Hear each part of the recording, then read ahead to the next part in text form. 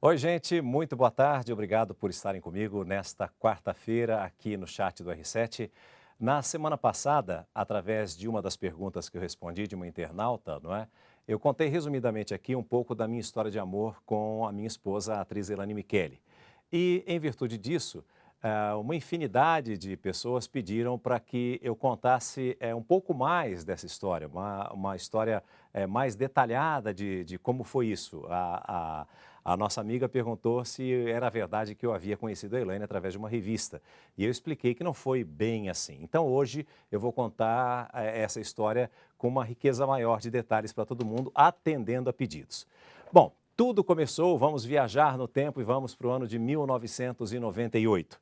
Era o mês de abril, maio, mais ou menos, de 1998, e eu estava acompanhando uma minissérie na televisão, Hilda Furacão. E foi a primeira vez que eu assisti a Elaine na TV. Eu tinha no meu quarto uma TV grande, uma tela enorme. E aí, quando eu olhei assim, tinha um close da Elaine, eu falei assim, nossa, que mulher linda. E eu fiquei encantado com a Elaine na tela da televisão. E eu dizia para mim mesmo, no meu íntimo, no meu interior, eu já comentei com vocês aqui que eu sou um sonhador, né? Então eu comentava comigo mesmo assim, um dia eu ainda vou conhecer essa mulher. E aí, conforme os dias se passavam, eu acompanhava os capítulos, a Elaine aparecia, eu ficava torcendo, acompanhando a minissérie para ver a Elaine. Então tinha dia que ela não aparecia, eu ficava frustrado, e quando ela aparecia eu confirmava a minha intuição de que um dia eu iria conhecê-la.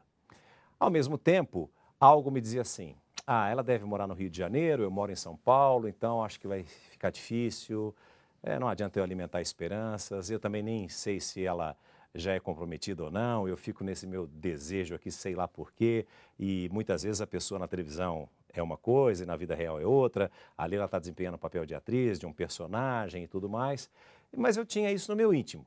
E paralelo a isso, em todos os lugares que eu ia, eu perguntava para as pessoas assim, você conhece a atriz Elaine Micheli? Você já ouviu falar da Elaine e tal? E as pessoas aqui em São Paulo falavam assim, não, não conheço e tal. E aí eu fui num jantar, numa noite de autógrafo de um livro, e aí eu perguntei para uma promoter aqui de São Paulo, chamada Rosana Beni, que é muito conhecida, e perguntei para ela, Rosana, você conhece todo mundo? Você conhece a atriz Elaine Micheli? Ela falou assim, não, não conheço. Isso já era junho, mais ou menos, eu me lembro que estava fazendo frio, já era inverno aqui em São Paulo. Então, você veja, nós começamos a história em abril, maio. Nós já estávamos em junho ou julho, aproximadamente. Não, não conheço. Aí eu brinquei com a Rosana Beni e falei assim, então você precisa conhecer para me apresentá-la. E aí eu continuei com alimentando esse sonho de conhecer a Elaine pessoalmente. Isso não é uma, é verdade isso mesmo. O tempo passou, a minissérie acabou e eu não conhecia a Elaine Micheli. Nós estávamos já no mês de setembro e a Rosana Beni, que eu contei aqui, exatamente nessa noite de autógrafos do livro, num restaurante que não existe mais aqui em São Paulo, um restaurante bem famoso aqui em São Paulo, nos Jardins, fez aniversário. Ela comemorou o aniversário no dia 15 de setembro de 1998, na Boate Gitana, que também não existe mais. E eu fui para o aniversário da Rosana. E a Rosana tinha o camarote dela lá, a boate funcionava normalmente, mas os convidados da Rosana estavam num camarote.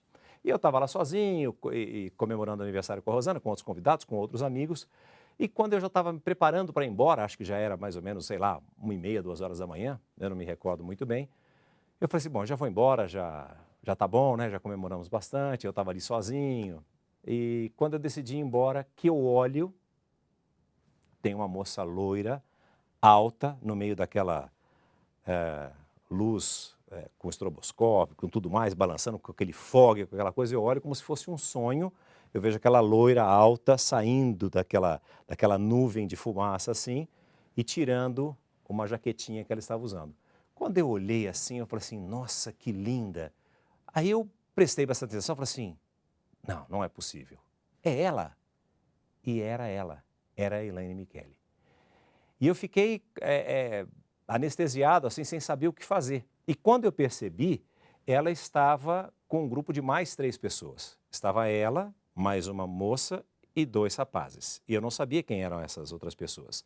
Eu imaginei que ela pudesse estar acompanhada e que ela pudesse estar, provavelmente, talvez, com um namorado.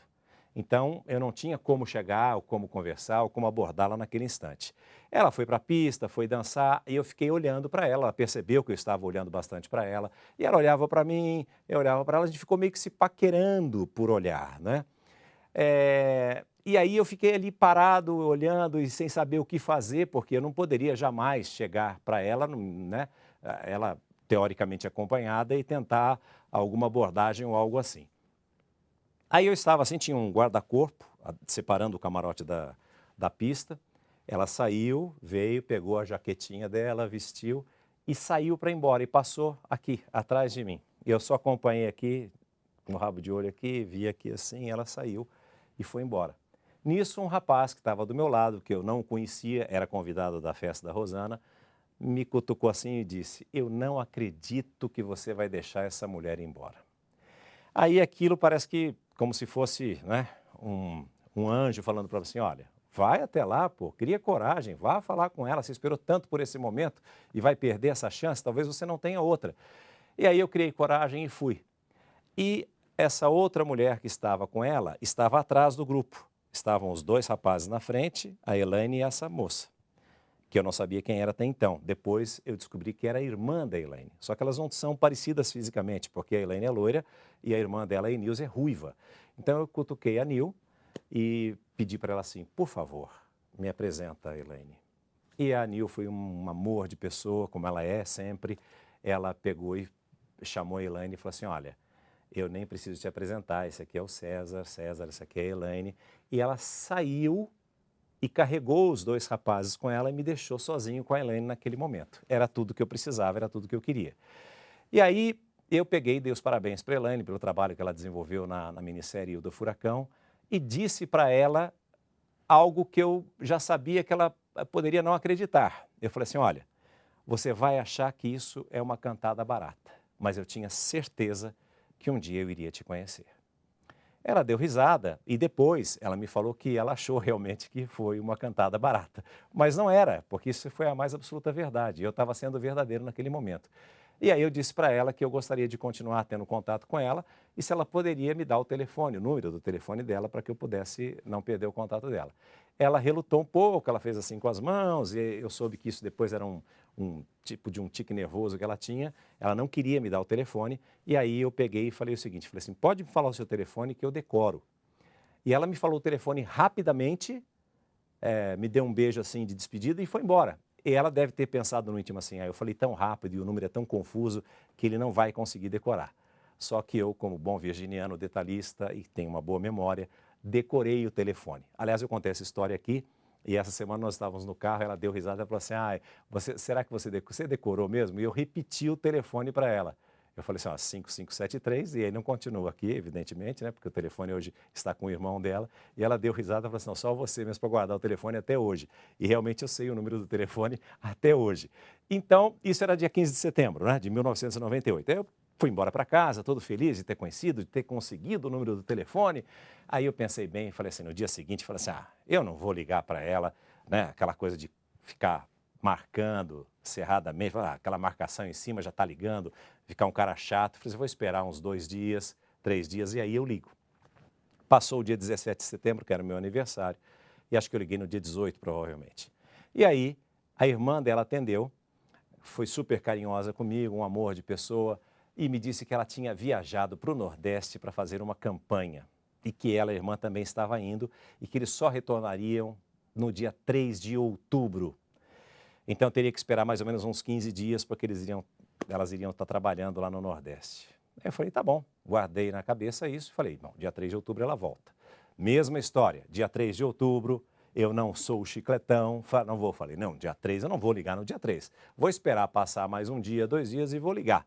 E aí eu liguei, acho que era no dia 4, dia 5, tinha uma mensagem na secretária eletrônica da casa dela dizendo que ela tinha viajado para o interior, porque ela é de Presidente Venceslau, mas felizmente tinha o número do telefone da casa dela. Aí eu falei assim: "Bom, não vou esperar mais." Liguei imediatamente, peguei, anotei o número com DDD e tudo e liguei para a casa dela. Nisso atendeu a mãe dela, Dona Cleide, muito simpática, como sempre, até hoje, é um amor de pessoa, um encanto, é a sogra que todo genro gostaria de ter. Ela atendeu e boa tarde e tal. Eu peguei e falei: por favor, a Elaine." E ela falou assim, a Elaine não está, quem que gostaria de falar? Eu falei, é o César. Ela falou, ela está a caminho, ela está na estrada, ela está chegando, mais 1 ou 2 horas ela chega aqui. Você é de alguma agência e tal, alguma coisa assim, para contratá-la? Eu falei assim, não.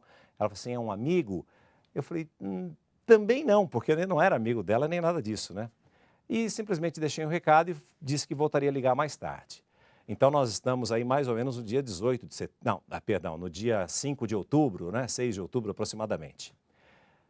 Nisso, depois eu liguei, consegui conversar com ela um pouco e ela disse que ia ficar um tempo que não sabia quando voltaria para São Paulo. A partir daí, eu comecei a ligar, dia sim, dia não, mais ou menos eu ligava para ela e conversava com ela, batia papo com ela por telefone e tudo. E foi ótimo isso, porque pelo menos ela pôde me conhecer um pouco, mesmo por telefone, mesmo à distância. Naquela época não tinha essa história de você ficar se vendo e conversar com imagem, né? Mas ela pôde me conhecer um pouco mais a gente conversava e acho que ela se simpatizou um pouco comigo, eu ganhei um pouco da confiança dela. E ela muito mais ainda de mim. Se eu já tinha uma intuição do que poderia ser a Elaine na minha vida, ali eu tinha mais a certeza ainda da pessoa, do ser humano que ela realmente é. Porque eu vi que ela era uma moça de família realmente, através de tudo aquilo que eu estava acompanhando do dia a dia dela lá no interior, das coisas que ela me falava, de tudo aquilo que ela estava fazendo e do ambiente familiar que ela vivia, era tudo aquilo realmente que eu imaginava que eu poderia querer para a minha vida, né? Então, aí eu fiquei conversando com ela durante esse tempo todo, passou outubro, finalzinho de outubro, eu estava indo, era um domingo, eu liguei para ela e eu estava indo para um show do Daniel, no extinto Olímpia. Ela falou assim, eu adoro o Daniel e tal, não sei o quê. Eu falei, tá bom, desligamos o telefone e eu fui para o show do Daniel. Assisti o show do Daniel e depois fui no camarim dar um abraço do Daniel. Quando eu cheguei lá, o Daniel me deu o CD dele, era um novo CD, e eu peguei ali na hora e pedi para o Daniel me dar o autógrafo para a Elaine. Justamente falou, Daniel, autografa para a Elaine, para mim e tal. Ele autografou o CD para mim e no dia seguinte eu conversei com a Elaine e falei assim, olha, quem vai estar aqui, porque aí ela já me disse que estaria voltando para São Paulo. Aí ela falou assim para mim, eu falei para ela, o Fábio Júnior vai estar fazendo show aqui em São Paulo. Ela falou assim, minha irmã é louca pelo Fábio Júnior. Já como desculpa, porque ela já acho que estava com medo meio sei lá, vai sozinha comigo no show, ela já colocou a Nil para ir junto com a gente, para, né, não ficar aquela coisa meio... Eu peguei e falei assim, então vamos todos juntos no show do Fábio Júnior sem problema nenhum, né? Então posso conseguir um ingresso? Vamos? Ela falou assim, vamos. Muito bem. Isso era o dia 5 de novembro, portanto, vá marcando aí, abril, maio de 1998, na televisão. Junho, julho, eu comecei a pesquisar para tentar conhecê-la. Em setembro, dia 15 de setembro, eu finalmente encontrei com a Elaine Micheli ao vivo. Depois disso, começamos a conversar por telefone. E finalmente, ela voltou para São Paulo no dia 5 de novembro. Nós fomos até o Olímpia assistir o show do Fábio Júnior. E eu liguei para o Rossi, que era o gerente do Olímpia na época, meu grande amigo, e disse para ele, Rossi, é o seguinte, eu preciso de uma mesa que se o Fábio Júnior babar, ele precisa pingar, a baba do Fábio Júnior precisa pingar na cabeça da Elaine. E aí o Rossi me conseguiu a primeira mesa para que a gente pudesse sentar bem à frente ali do palco onde o Fábio Júnior iria fazer o show. E aí nós sentamos ali, né, para assistir o show com a irmã dela também junto. Esqueci de contar um detalhe. Claro, fundamental. Deixa eu voltar um pouquinho para trás e peço desculpas a vocês. Naquele dia da boate no Gitana, lembra-se que eu disse, estava ela e a irmã com mais 2 outros rapazes? Naquele dia, a Elaine estava fazendo um trabalho fotográfico para uma revista. Ela foi capa da revista na época. E quando eles estavam indo embora, o rapaz dessa revista falou assim, olha, passou em frente, era ali na Vila Olímpia, no Itaim, falou assim, olha, aqui é a famosa Gitana, né, a boate, vocês querem parar para conhecer? Perguntaram para as duas. Aí ela falou assim, gostaríamos. E elas foram simplesmente para conhecer a boate. Você vê que é a mão de Deus, né? Para fazer o encontro da gente. Então, ela foi lá meio que sem querer, só para me conhecer, para que ela pudesse realmente cruzar o meu caminho. E essas pessoas que estavam ali, nada mais do que as pessoas que estavam na revista. Então não era aquela história que eu falei que pensei que pudesse ser namorado, alguma coisa assim, não era. Eram só simplesmente companhia que estavam ali junto com elas, mas não eram namorados, nem da Elaine e nem da Enilze. Então, por isso é que elas estavam acompanhadas, mas apenas os caras estavam ali fazendo uma companhia, estavam sendo gentis em apresentar o local para elas. Então, só para a gente esclarecer isso, que eu esqueci de contar esse detalhe. Então vamos voltar agora para novembro, dia 5 de novembro, estamos lá no Olímpia e o Fábio Júnior entrou. Quando entrou, o Fábio Júnior começou a cantar, a banda começou a tocar uma determinada música, você vai entender agora o porquê. A Elaine estava sentada aqui, e eu já sabia pela música, né, pela introdução da música, que música ele iria cantar.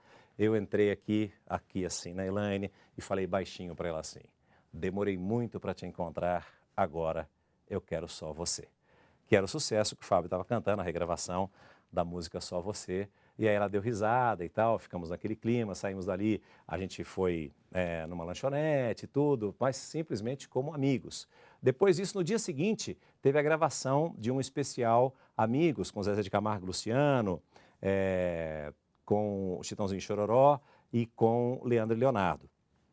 Então, acho que o Leonardo só, o Leandro já tinha falecido. E aí, no ABC, eu liguei para ela e falei assim: olha, vai ter uma gravação, você quer ir? Ela falou assim: eu quero. E aí nós fomos também nesse show, e aí o Zezé, que já me conhecia há muito tempo, e depois o Zezé foi nosso padrinho de casamento, o Zezé chegou e disse para ela assim: a gente está muito feliz de saber que você está namorando com o César e tal. E ela rapidamente disse: não, mas a gente não está namorando e tal, não sei o que tem. Aí ela falou assim: não está namorando. O Zezé pegou, você não está namorando, mas vocês vão namorar e tal. O Zezé deu aquele baita empurrão, né, para tentar fazer com que a gente namorasse, mas a gente estava ali sempre como amigos. E a partir dali, a gente começou a intensificar mais a nossa convivência, seja por telefone ou seja em alguns encontros também, para ir em alguns eventos, alguns lugares, ou para sair, para a gente se divertir, mas sempre como amigos. Evidentemente que durante esse período, em algumas oportunidades, eu tentei dar um beijo na Elaine, né? Sem dúvida, né? Não poderia ser diferente, até porque eu já estava completamente, loucamente apaixonado por ela. E aí ela sempre desviava e ela não me deixava beijá-la e tudo mais. E eu posso afirmar e garantir isso para vocês, que isso só fez com que ela se valorizasse para mim. E eu faço questão de dizer isso porque hoje as meninas, principalmente, fica essa coisa de ficar, né? E muitas vezes, eu não sei, pode ser que os meninos hoje até gostem desse tipo de atitude, né? Mas a Ilane se valorizou muito para mim fazendo isso. Ela me conquistou ainda mais pelo fato dela não ser fácil, sabe? Então ela se valorizou demais. E aí, num determinado dia, eu cheguei para ela e falei o seguinte, falei assim: olha, eu já te tentei, porque estava uma situação chata para mim, né? Eu me sentia um pouco assim, falei: caramba, eu vou lá tentar beijá-la, ela se esquiva, ela tira o rosto e tal, e a gente continua no papo, eu ficava sem graça e tudo. E aí eu cheguei e disse para ela assim: olha, eu já tentei te beijar algumas vezes e você não está deixando, então vamos inverter. A hora que você achar que você tem que me beijar, você vem e me beija. E ela virou para mim com a maior simplicidade, com aquele sorriso lindo, e disse assim: você já tentou me beijar? Eu nem percebi. E aí deixou eu mais à vontade, quebrou aquele clima que poderia ser tenso, nós continuamos conversando, a gente ficava muitas vezes até de madrugada conversando, a gente adorava sempre a companhia um do outro. E aí finalmente teve um jantar na casa de um grande amigo meu, que também se tornou padrinho do nosso casamento, que é o José Fernando Gulo, um cara que eu tenho uma admiração tremenda. Era aniversário da esposa dele, da Bel Gulo, e aí eu disse para ela assim: olha, tem um aniversário da esposa de um grande amigo meu, é na casa deles e tudo, você quer ir comigo? É uma festa de pessoas que eu sou apaixonado por eles, pela família, por tudo e tal. Vamos? Aí vamos.